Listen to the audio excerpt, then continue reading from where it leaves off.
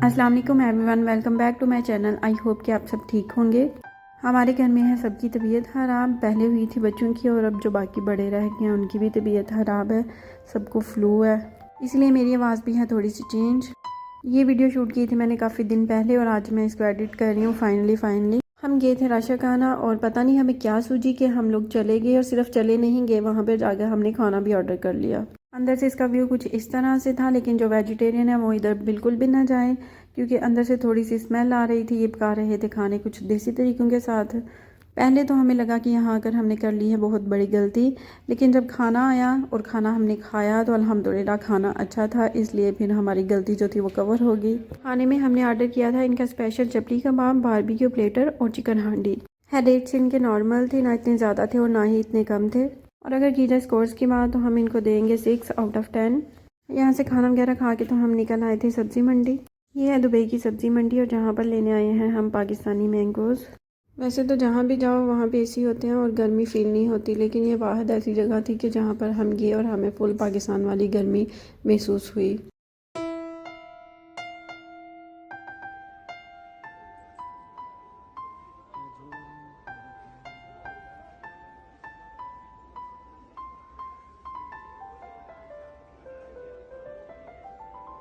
जब हम पिछली दफ़ा आए थे तो यहाँ पे ज़्यादा रश नहीं था, लेकिन इस दफ़ा मैंने यहाँ पे देखा बहुत ज़्यादा रश है क्योंकि ये मैंगोज़ का सीज़न है। तो जो भी यहाँ से निकल रहा था हर किसी के हाथ में मैंगोज़ थे, हर तरफ फ्रेश वेजिटेबल्स थी। हर हमने नहीं थी लेनी क्योंकि हम लेने आए थे सिर्फ फ्रूट्स। अच्छा, मैंने जो ज़्यादातर देखा वो यही देखा कि जो हमारे मर्द हजरात होते हैं उनको फ्रूट्स या वेजिटेबल्स की इतनी पहचान नहीं होती, अक्सर लेने भेजो तो वो ख़राब ले आते हैं, लेकिन हमारे घर में ऐसा नहीं है। अल्हम्दुलिल्लाह जो हसन है वो एक्सपर्ट हैं इस चीज़ में, वो फ्रूट्स और वेजिटेबल्स बहुत चुन के और सही से लेते हैं। यहाँ पर देख रहे थे हम पीच, जब से हम आए हैं 2-3 दफ़ा लाए हैं लेकिन उनका वो टेस्ट नहीं आता, तो ये इनका टेस्ट अच्छा था, फिर ये हमने ले लिया। नेक्स्ट डे की वीडियो है जिसमें हमने बनाई थी कुकीज़ और ओवन के बगैर बनाई थी और ये बहुत अच्छी मज़ेदार बन के रेडी हुई थी। बच्चों ने बड़े मज़े से इंजॉय की। बाहर की जितनी चीज़ें हैं उनसे हमें कोशिश करनी चाहिए, अपने बच्चों को बचाना चाहिए। यहाँ पर हिबा ने मुझे बोर्ड दिया था और कहा था कि मामा ये पूरा इधर कलर करो, थोड़ी सी भी स्पेस इसमें बचनी नहीं चाहिए। क्या कर रही हूँ मैं? स्नेक बना रही हो। स्नेक बना रही हूँ। हाँ, आप इतना लंबा स्नेक होता है ना। लेकिन हिबा इसको करते करते तो मैं थक जाऊंगी ना। ये थोड़ा सा रह गया है। थोड़ा सा रह गया तो आप खुद क्यों नहीं करती? क्योंकि मैं थक जाती हूँ ये कर। तो मामा नहीं थकती? नहीं। क्यों?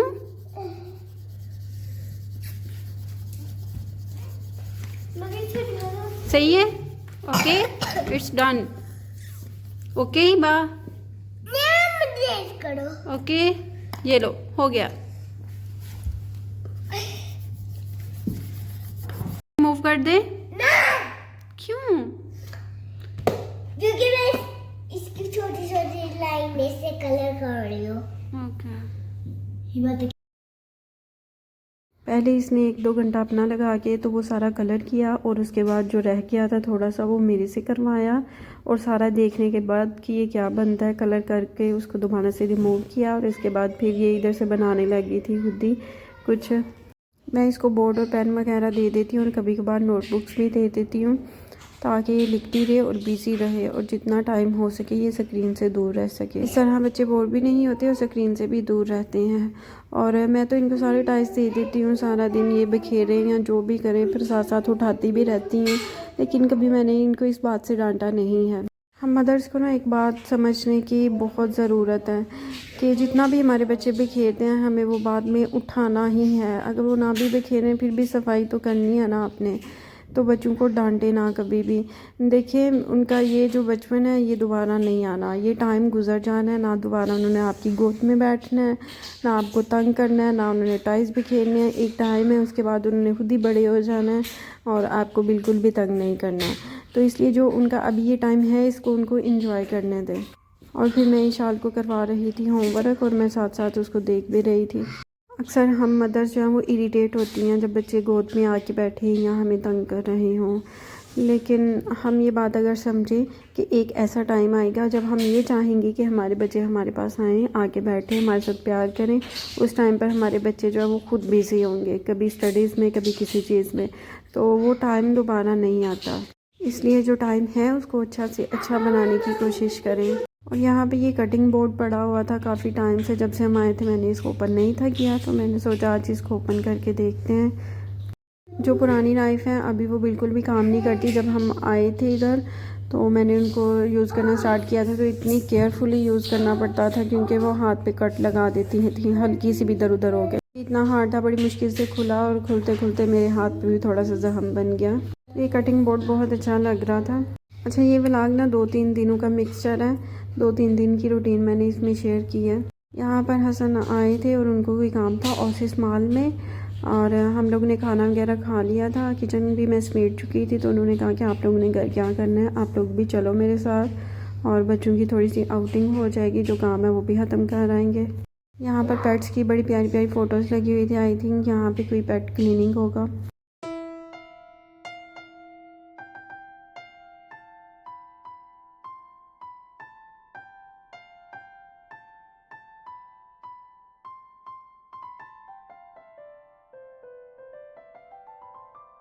ये एक छोटा सा मॉल है, इतना बड़ा नहीं है, सर्कल शेप में, और ये हमारे बहुत नज़दीक है।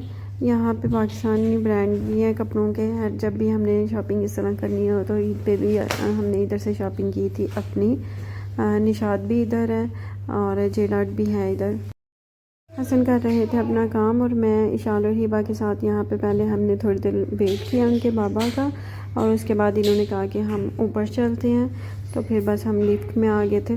और यहाँ पे ये लिफ्ट जो है ना थोड़ी सी डिफरेंट है, ये थोड़ी सी बाइक को निकली हुई है, तो जब ऊपर को जाती है तो वो नीचे से ऐसे लगता है जैसे कुछ भी नहीं है, तो नीचे एकदम से गिर जाएंगे। इशाल तो नहीं डरती, लेकिन हिबा थोड़ा सा इसमें जाते हुए डरती है, आगे जाते हुए।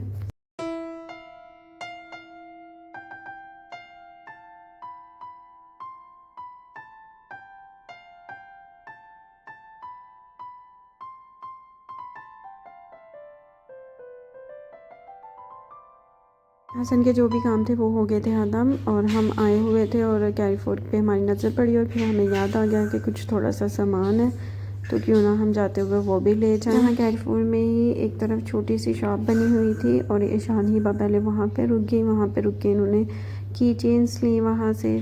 उसके बाद फिर हम अपना बाकी का सामान लेने चले गए, और फिर हम ख़तरनाक साइड पे आ गए, मतलब टॉयज़ वाली साइड पे। इन्होंने नहीं कहा कि हमने लेने, आराम से गुजरेगी दोनों बहनें। तो समर है तो इसलिए हर तरफ वो स्विमिंग पूल वगैरह इस तरह की चीज़ें नज़र आ रही होती हैं, तो बस ये उसी को देखने लग गई। हमने ज़्यादा कुछ सामान नहीं लेना था, 2-3 चीज़ें ही थी जो ख़त्म थी, और फिर वो हमने ले ली। जब भी कोई इंसान मेहनत कर रहा होता है तो उसके लिए उसको अप्रिसिएशन चाहिए, चाहे वो किसी भी प्लेटफॉर्म पे हो। तो आप लोगों का एक कमेंट या एक मेरे लिए लाइक वो मेरी मोटिवेशन बन सकता है। तो मेरी बस आपसे ये रिक्वेस्ट है कि मुझे सब्सक्राइब करें, कमेंट करें और लाइक करें। तब तक के लिए अपना ख्याल रखिए। अल्लाह हाफिज़। मिलते हैं एक अगली वीडियो में।